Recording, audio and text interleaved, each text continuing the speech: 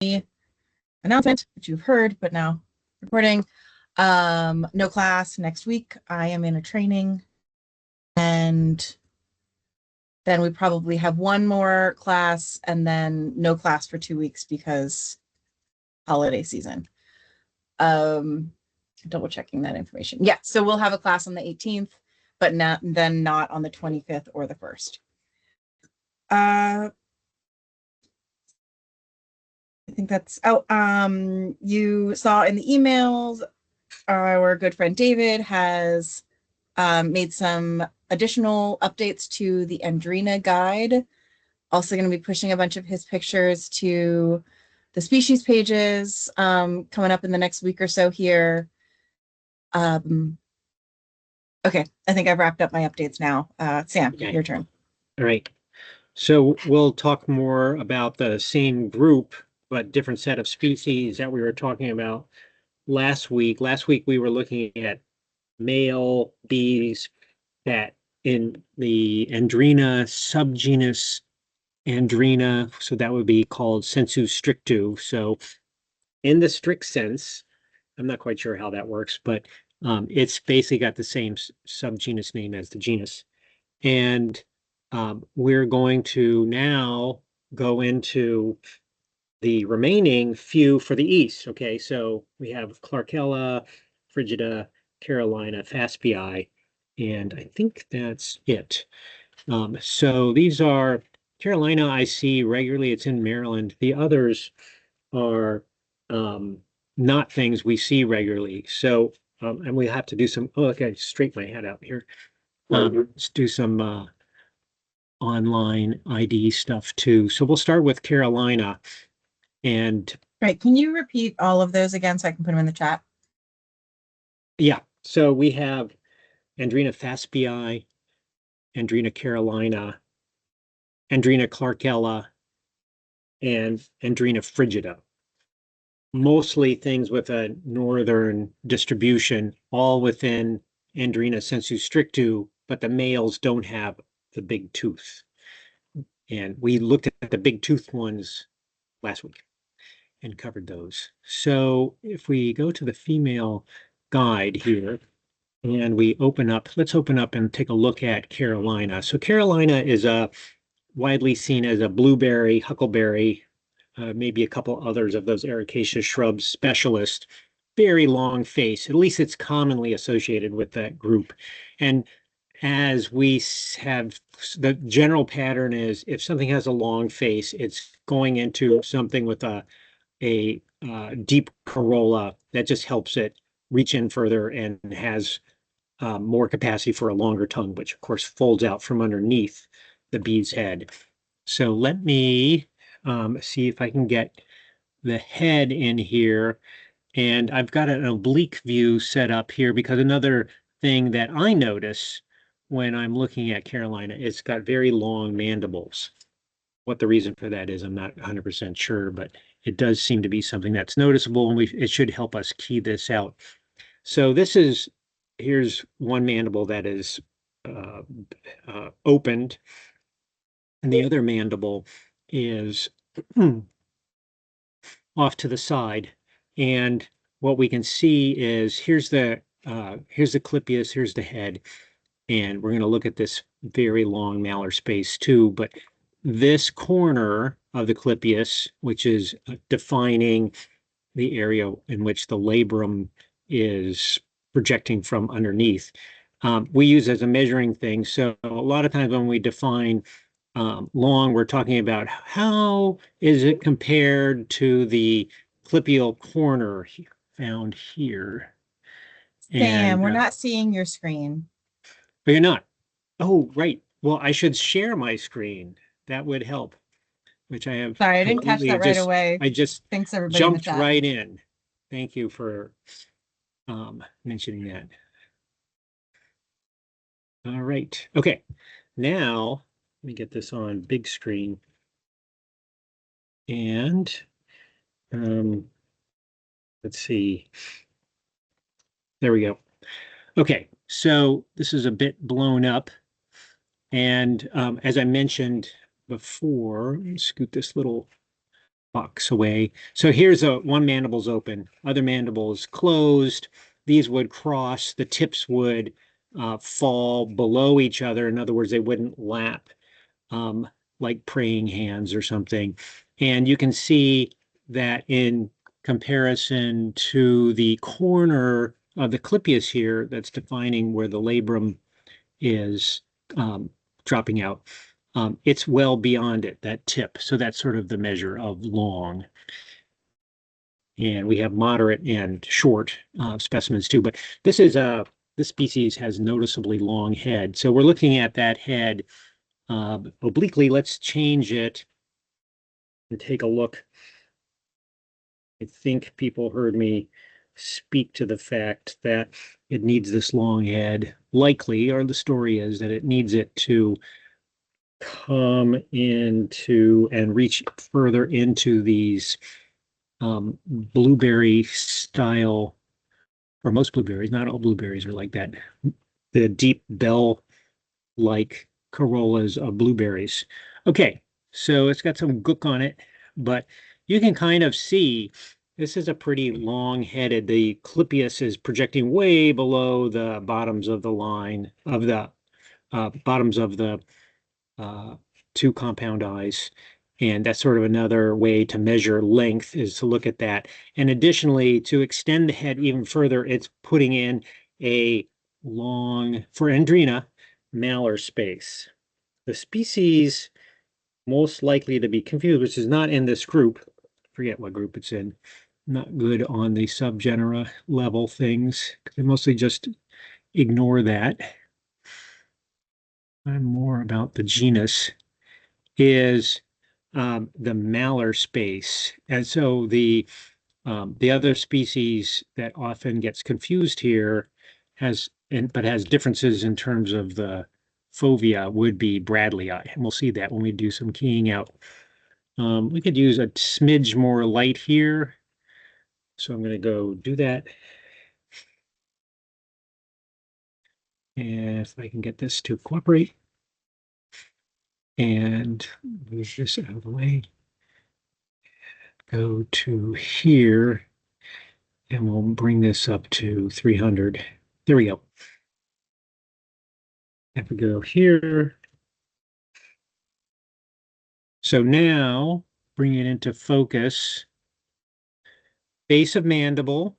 Okay, there's the two condyles. Those are the hooks that attach it, sort of like hinges. And here's the muscle that flings the mandible open and closed. And I've got a box that I have to move away here. There it is. Okay, oops.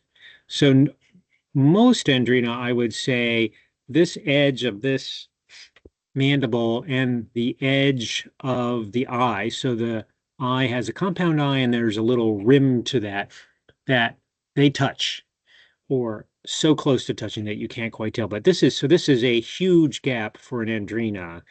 And so that's a very distinctive part of identifying this species. Long head also helps. It's not alone, though, in terms of long-headedness. So it's just a hint that you should be thinking about it when you see it. All right, I'm going to bring the head back in, and then we'll do some keying out here and see. Darn it, where is the head? There we go. And now I'll need to bring, I wish I had a faster way of adjusting the light on this program. Also note that the facial fovea are pretty dark. So the hairs in there are dark. You can be tricked pretty easily because the reflections can be light and also dark, depending on the thing. So you have to look closely to make sure you're looking at and assessing the true color. But usually if it's dark, it shows and presents pretty darkly. Okay, I'm going to drop the light again, back down to 100. Okay, more reasonable.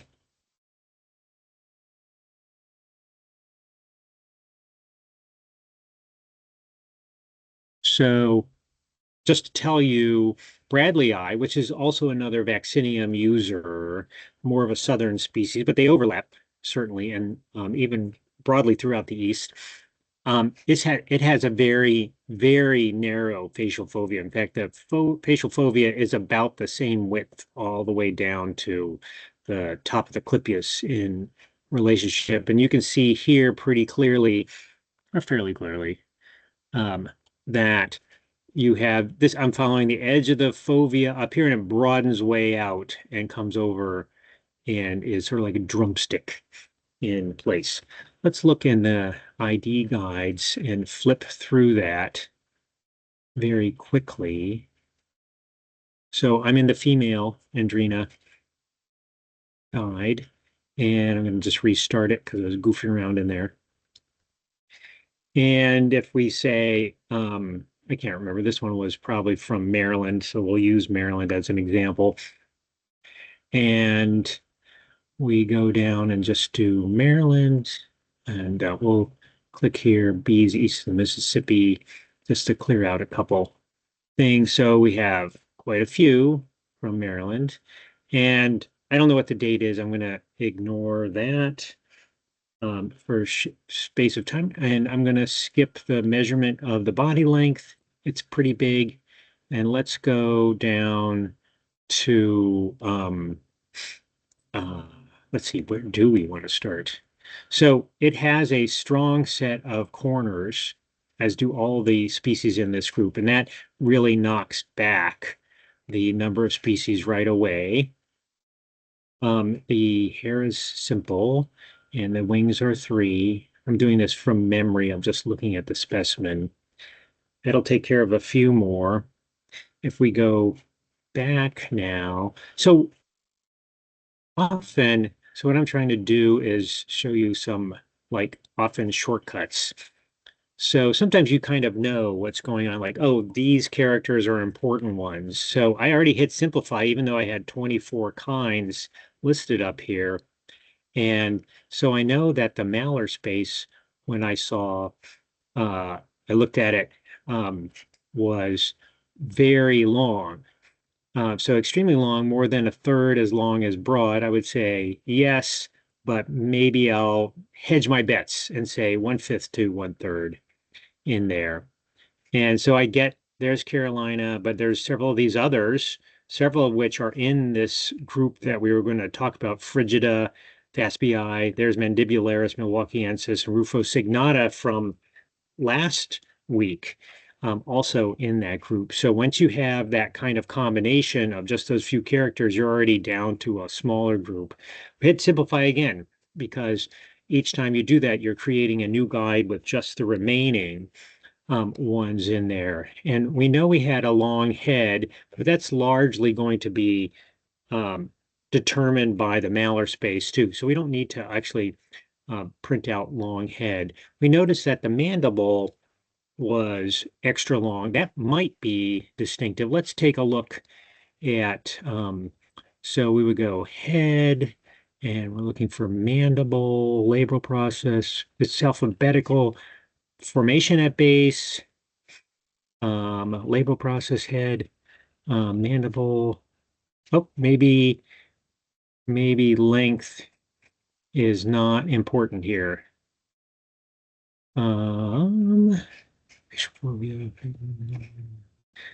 Yeah, I'm not seeing. So these all must have about the same length of heads. These were the selected ones already. So I'm going to say that's not different or very different within that group. So it's not included because it doesn't help separate out anything. So I guess we'll just take a look here, and we'll look quickly through here and see what we have. So labral processes are often very useful.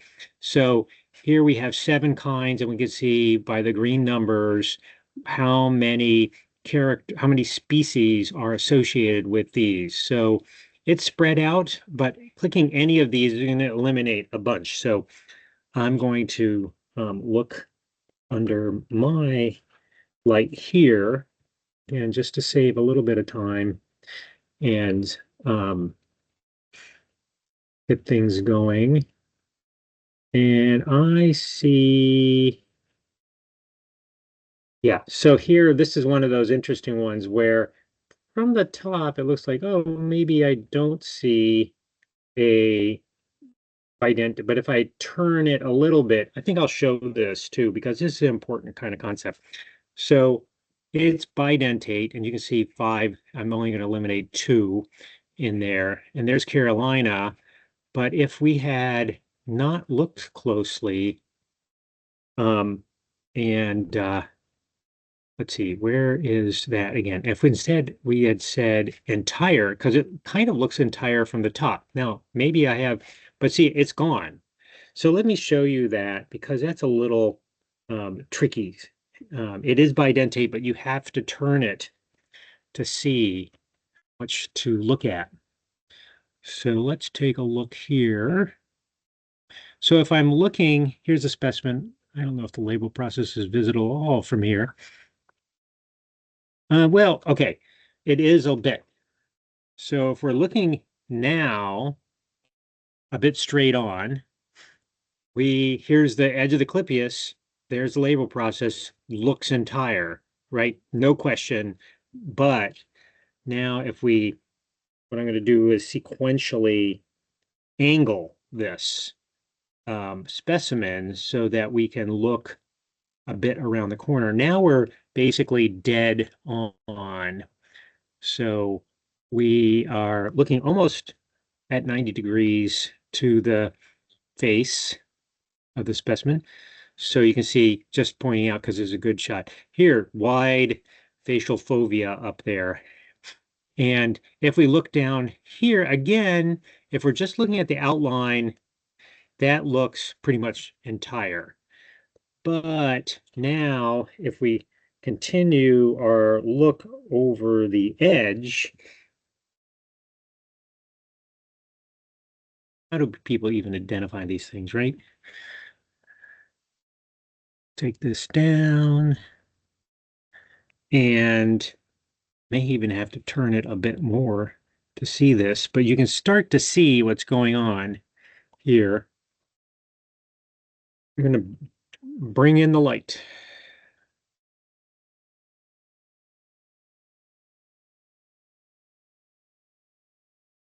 Okay.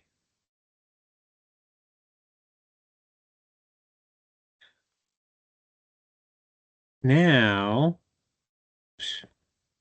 when we start looking here, and we'll angle it even more, here's what we were seeing from the top, just that edge, but it's curling over and you can see something is going on here. It's not the clearest view, and when we turn it more, it'll be even clearer, but there's some hairs in there, which is probably an indication that this is bidentate here rather than some kind of completely smooth thing.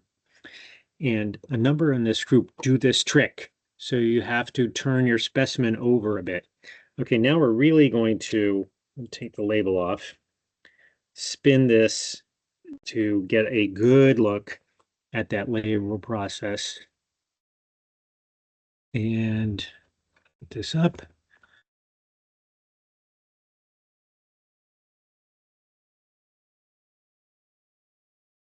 Get our specimen in here.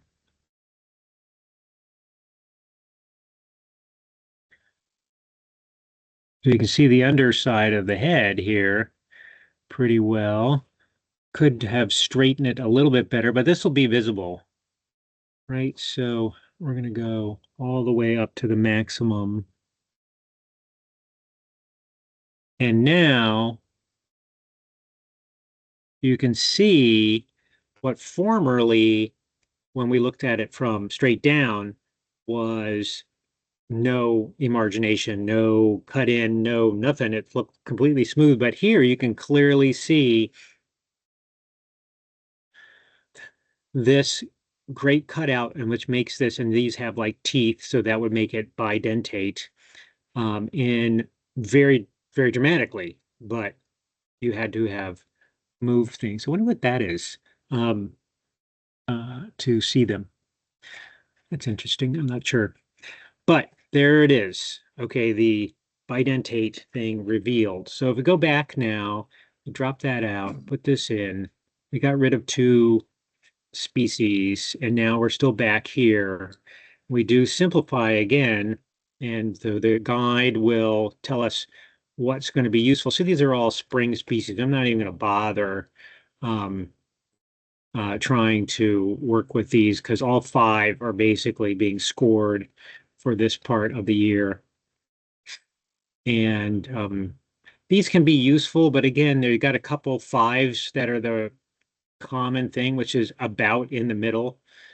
So we're looking for something that does a good job of splitting things. So this is on the first page, pale apical hair bands. I'll take a look here, but I don't think there's anything going on. The other thing, so I'm going to interrupt myself. And so sometimes when you're down to this, it's like, oh, are there any species specific characters down here to separate things out? And they're starting to be. Here's Frigida versus Rufosignata. Here's Mandibularis Rufosignata Thaspii, Macupenensis. Carolina is not in there. So it is, sorry. So let's look um, at this. So this should separate out. We have Rufosignata and Thaspii. So if we look here, facial quadrilateral distinctly longer than wide, true. Malar area relatively long, true. About 1/4 or more as long as broad, true. Label processing marginate to bidentate, true. Mandibles long, outers closed, clearly exceed free apical margin of Clypeus unless really worn. We saw that. Mandible without a basal tooth. We also saw that. Facial fovea with hairs, usually pale yellow throughout. Now, maybe we should revisit that because I was looking at them and said, oh, look, they're dark.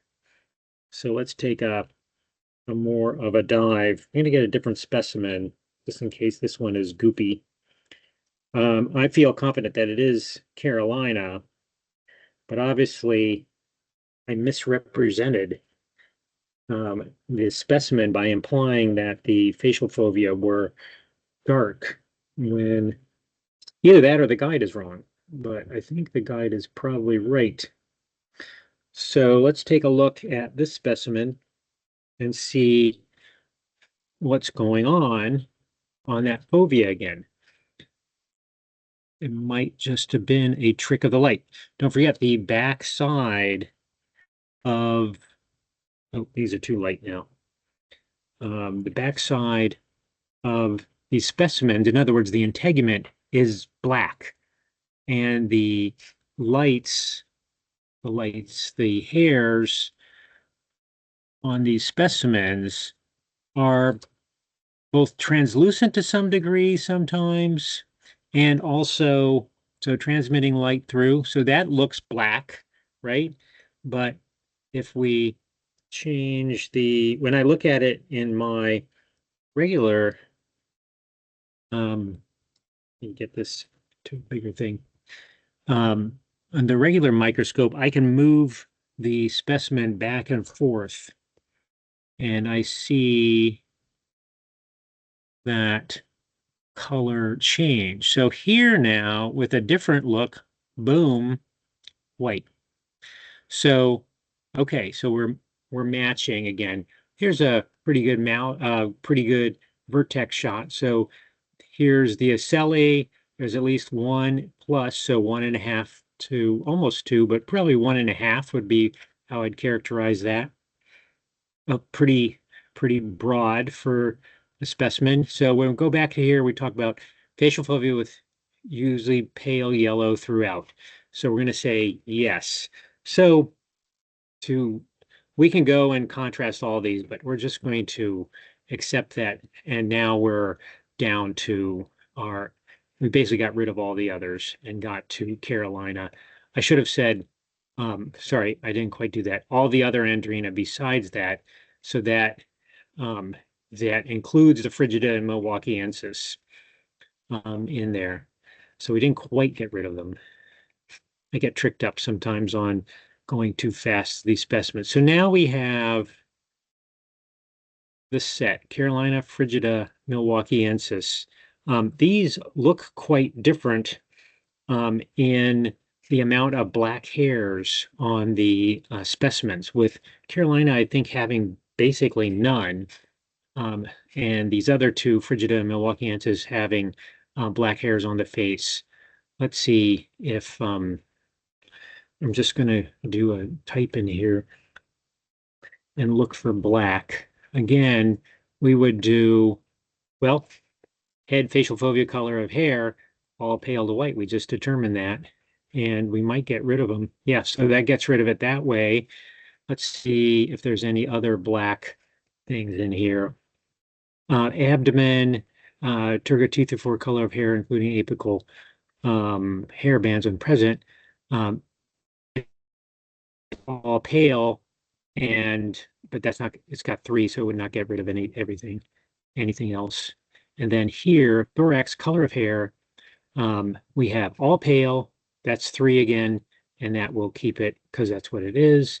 And then these others have some different mixtures of pale and dark hairs.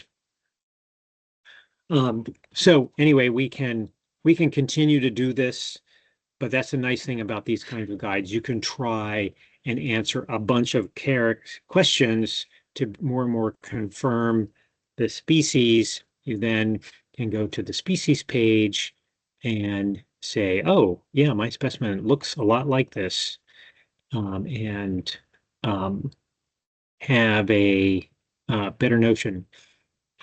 Oh, look at this. It's on willow, and it's on a male willow. So the notion that it's only feeding on deep corolla things is obviously incorrect.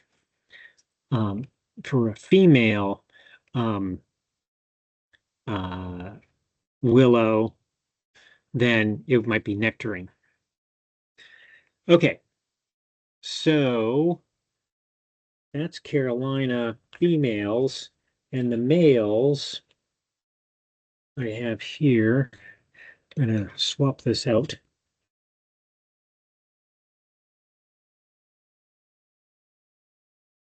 So the male is also pretty distinctive. We'll go to the male guide over here and look at that. But let's take a look at this specimen. So sadly, this is my only specimen, so it's a little curled up, but I think it shows most of the, and dirty, the spider webs on it. So I think we'll start maybe with the face, also with very long mandibles and a relatively long face for male too. So there's the face, distinctly longer than broad. Mandibles are closed, so we'll see what those look like by changing our perspective here. To make sure that the pin doesn't get in the way. So maybe something like that. Here we go.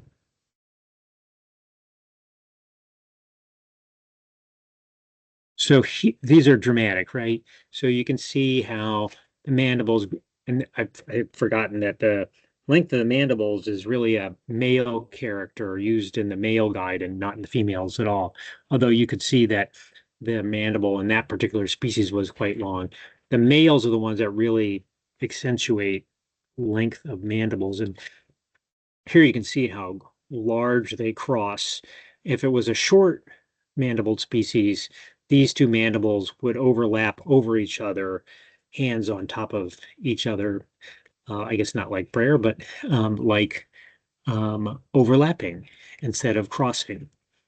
So we have that. We can take a look again at mallard spaces here. And we have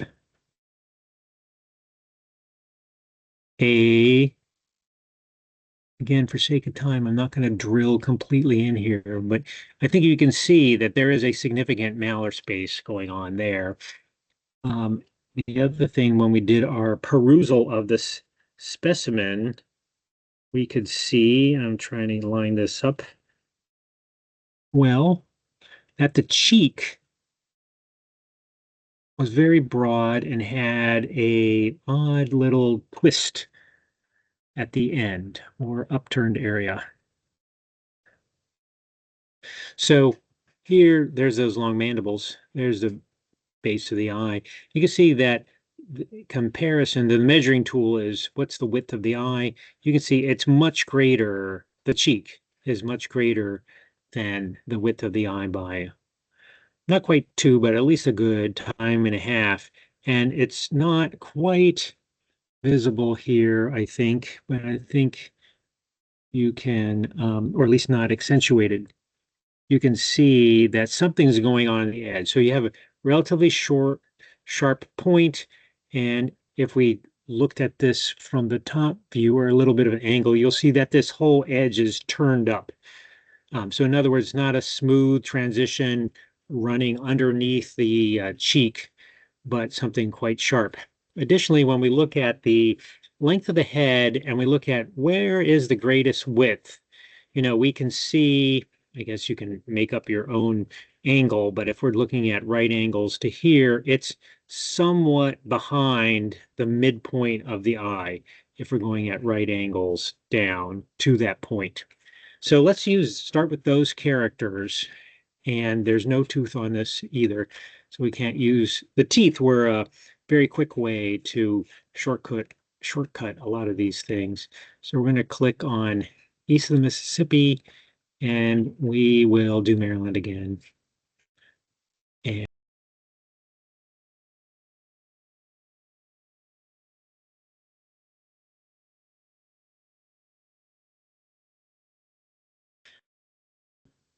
And time of year things for the moment, unless it gives us clarity. So here, head clip, this is sort of super easy, so you just do it, right? Because you can tell if there's yellow on the clip right away or not. And this is, both are entirely dark. So it's going to get rid of some things, quite a number, 25 or so, but still many remain. Vertex height, we didn't see that. That's useful. We might go back to that. Okay, we were looking at cheek. So we said that it was probably about 1.5. So we can bracket that, right, to be safe and conservative. And we're eliminating really, really wide, and we're eliminating really, really short, but we're not saying, well, choosing one, because that's dangerous. So let's see if Carolina is still in there. And oh my gosh, it's gone. Okay, let's see what happens. Let's investigate. Maybe I need to update the guide. So if I do that, um, oh, Carolina is not in there at this point. What else did we do? Both entirely dark. That should not be a problem. Maryland, is it not scored for Maryland? Okay, both entirely dark. Carolina is in. Did I just miss this? Maybe I just was not reading my alphabet correctly. There's Carolina, both entirely dark. Okay, let's go and do this again. So if we do our three, perhaps I just missed this there of widths. Carolina is gone. Okay. And we put this back. What about twice as broad? Oh, it's in. So my feeling is that I need to score these for these two things, which I'll do after we're done. But that is about twice as broad. I don't know if I agree or not. That's why we'll change these to these lower categories. Okay, that's the problem with having every species included. I'm going to skip it now because we got it wrong. Label process, we'll come back to that. I have a feeling it's probably bidentate since the females were. We have these really long mandibles. That takes it down to 30. We didn't see this, but we know, I didn't show you, but we know that the humeral angle, so the pronotal collar, if you will, has very squared off edges to it instead of just being like a big horse collar, smooth, rounded, tire-like in a way. there's a sharp angle, often making a ridge between would be the thorax and this would be the head. You can, if you look, you'll see it present different ways. Sometimes it looks like a corner. Sometimes it looks like one side of it is just simply flattened. Anyway, this has that in there. And if people are interested, we can speak up and we can show that. And then I'm not sure we looked at anything else. Oh, we looked at, this is the underside. That's a useful character. We didn't look at any of those. We looked at cheek dimensions. Let's see if we do a simplify, because I believe more information about cheek dimensions are in the hidden characters. So if we go now, oh, Sam, yeah, we do have requests to look at that angle. okay, And I might actually like maybe when we get through this a little bit and then when you backtrack for that, because I just noticed in our identification notes for the female that one of the gotchas is a tiny shiny area below the pronotal ridge near the collar where the integument is not tessellated. Um, and I know that I've needed that okay, character before, so let's show it. okay. Was that in the just mentioned in the species description? Yeah, in the for the Andrena, we've done a really good job of having these identification notes that I think came from Okay, one of the guides. And that's one of those things, but it's not in our key. okay, we'll go back to that. So malar area. So we have the malar area was substantial. And we're going to say somewhere between long and extremely long. And Carolina is still in there. And now we're back with our old friends groups. There's the same group that we saw in the females, or largely Pecami, I'm not sure why is in there, but the rest are all in that Andrena sensu stricto um, subgenus classification, at least as currently done. So we're going to hit simplify again because why not? It just gets rid of things that aren't useful anymore. And now we're back to searching for the 8 and trying to figure out which of these to look at. So some of this we had, so there was our cheek width. I wonder what happened. So about twice, so 4 species would, so about half of them would disappear because if we click that, but we need to score these down here. Label process looks like this could be useful. Let's take a look at a label process here. And we also wanted to look at the um, I'll just set up see if I can. So some of the problems are that sometimes you can't see if there's a pronotal collar or not. I think we should be able to see this here, and also it appears to be shiny in the male. So we're backtracking to pronotal collar characteristics. Bring down the magnification. There's our specimen, sort of half upside down. And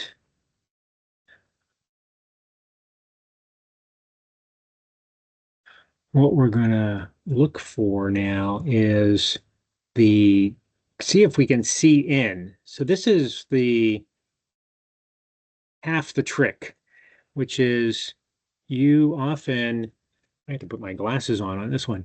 You often don't, so we're looking upside down, right? So this is the pronotal collar area, and there's hairs in the way. The head is also not tilted to one side or the other. When you hold these things, so I'm going to do some tilting myself. When you are holding this, I could see it easily under my microscope, but I'm not sure that we're going to be able to see on this specimen. Oops. that pronotal collar easily. Let's see what this brings us. So this is a view from on top to the back of the head. So this is good in that you can see the pronotal collar area. So this is the scutum, tegula, head, and here's a pronotal collar. This bee's head is angled downward, exposing more of this collar area. So the head basically is fitting over this pronotal collar. And I don't know, it's like our neck or something, but this is more form fitting. So the head is actually fitting back on there. And we can see that we have that about 1.5 ocelli difference distance to the back of the head, which I think if I recall right, pretty much distinguish nothing. So here, though, is the start of the area that is different. This is all relatively is smooth. So right here, you can see something going on. I know from experience that that's going to be a little corner, and there's going to be a ridge running off in this direction. But look at all this cheek hair. Look at all this hair from the thorax. We have to see into there from the side. I'm not sure that's going to be easily possible. I'm going to try a couple more times, and then we can look at the female and see if that's possible. So, a little bit. All right. So remember, we've flipped it now, but you're not, it's, it's just not going to show much here. I believe Dave Cappert has a bunch of pictures that are good on here, but it's going to be in this area right here. And in this particular species, it's shiny. It's not all tessellated up, but can't really see it. So we'll go to the female. We might as well just do a female right now and see if I have one who's, this one's head has fallen off. How convenient. Let's see if the pronotal collar is still on there. Oh my goodness, it is still there. How very, very convenient for us.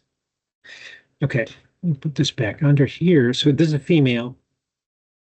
They both, the male and the female, have these pronotal collars.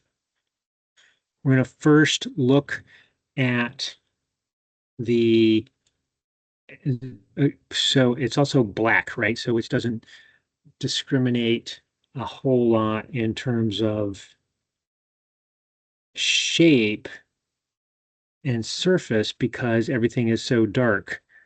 I wonder if it'd be helpful. I'm going to try and add more light.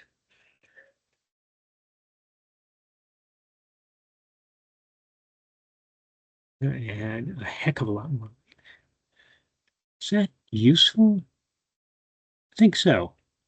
I don't know what I'm looking at right now, but let's pull this up full screen. Oh, yeah, we were looking at where the pin was instead of down here. Okay, so to convince you of this, we're going to look at several different angles.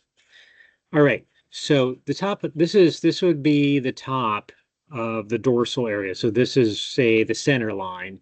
This is the pronotum, and this is the collar part. So the pronotum actually does all kinds of interesting things. There's a lobe over here, and it runs down quite a bit, but we're just concerned about this upper part. So in most species, this is a completely smooth transition. There's no differentiation of this surface in terms of angles, flat areas. It's just rounded over, like you shaved it with a rasp. But this one and others have have structure. So first of all, here's that corner that we detected in that other specimen that was very hairy right there. And I said, well, there's probably an angle running off. So if we use our imagination we can see this angle running right here. So this is actually a ridge. In other words, it's not just a line. It looks fairly two-dimensional here, but it's actually three-dimensional. And this surface is flattened and shiny in this particular case. So let's change that angle a little bit and see if we can see. I'm going to change it so I'm pointing with my finger, which does nothing for anybody, and see if we can see this area a little bit better when we change that angle. Right, that's a leg.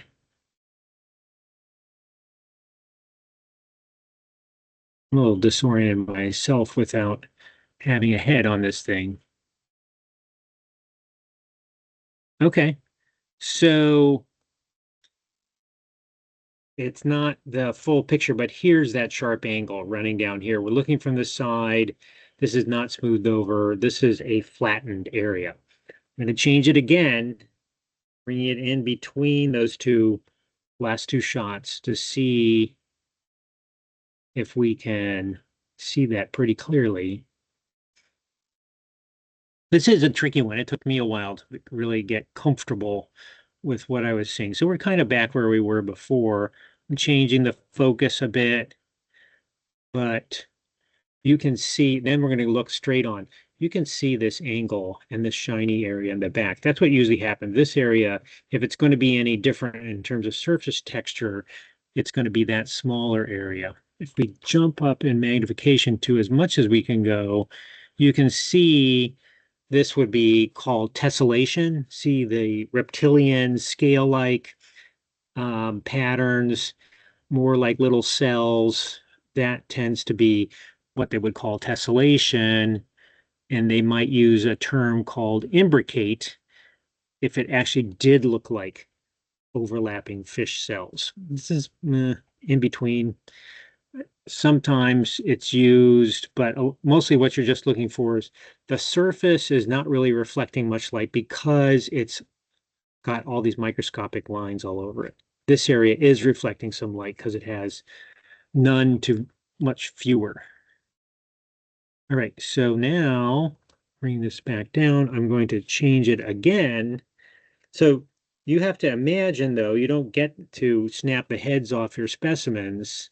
I guess you do if they're yours, but that you would have to be peeking into the side, which makes it a challenge. So bring this back here, bring this surface up. Oh, this is better. Okay, so we're looking down. So this would be the head attachment area. There's a scutum, edge of the scutum. And here, recall that one specimen that was hairy, that's that start of that corner. And you can see now a bit better this transition. So here's a ridge. So sometimes this ridge is pretty sharp. In other words, there's a quick transition between this surface, this rounded surface, and the other one to create a flat area on the other side. So this flat area would be here. And other times, the surface transition between those two surfaces is more rounded over and not as sharply defined. But you can still see that this shape, this collar is different, is not a unbroken, smooth, donut collar horse thing. But there's some angularity to it and two different surfaces that you can clearly choose those two. So I'm not sure it's worth spending any more time. Thank you, specimen, for having no head on your thing right now. So over here, you can see here's that ridge on that side. So this whole pronotal area does not look any longer as it would in another species, just being a rounded over thing. You can see these two angles. When you come in, when the head's on, you have to look in the side, and look for, you're going to rock the specimen back and forth, and you're looking for this transition. So this difference between this surface and that surface, sometimes super obvious, sometimes not. And sometimes you like, I just can't see it, so you don't use that character. All right, everyone satisfied there with that one? If I hope so. not, That was the whole class. And we only have 7 minutes left, so I don't think that we're going to move along. oh my God, just one But species. I Okay, will well, I can go announce back because to I the mail. all right. Go ahead, sir. No, you go ahead, Claire. Okay. I keep forgetting because we've been only using it within the lab, the class. But I put in the chat, Sally, our wonderful intern, has made a Discover Live Bee photo request Google form. So you There we go. are, we would love to have that. The best way to use that would literally be copy and pasting language from the guides, and it'd be more helpful to have that than you saying, "Oh, can I have a pic?" Like I just posted this request for a picture of this feature. I copy and pasted from the language of the species page rather than, "Can I see that shiny spot on the Carolina female?" Not helpful. Let us use the language that we have on there, and we will try to get photos up. Can't say that that's like going to be a super quick process, but it will really help us. It's recorded somewhere other than someone's email. Exactly, exactly that. And so we'll be able to pass that off when people have time for photos to do that. So I'll start including that in the weekly email. Okay. All right. Well, magically, I was able to put this mail in just the right spot, and particularly given what we were looking at last time, you can see this very shiny area. That's the flat surface. Here's the top corner that, and the ridge is going to go down like that on the other side. And that's a good indication. If you have a good contrast to this is Andrena perplexa, because we see a lot of it. It's big. It has not so much this big, shiny, flat, different surface. It's more that this area right here is projects out as basically a big ear and then has a vague ridge running down. So they're not all going to look like this. This sensu stricto group has largely these kinds of characters, but you'll see quite a different set of variation from smooth, which is basically the the more common character, to something's going on, and paying attention to what that shape and size is useful, particularly if you have a bunch of different specimens that are all sort of in that same category. Just looking at the pronotal collar area and comparing, because it does vary quite a bit. But sort of your expert level to see that in such a things. Now, also in view is that cheek thing again. So here you can see a little bit better. In fact, we can run the, oh, it's already at high magnification. So recall that we have this very long cheek. So I'm going to change the guide here to reflect that. And we're going to look here, and this is curled up. It's not straight. And it's got a very sharp thing. And this is not well rounded either, the bottom of the cheek. Let's, in our little bit of remaining time, we can go back here and see if there's some more cheek stuff. Oh, here we go.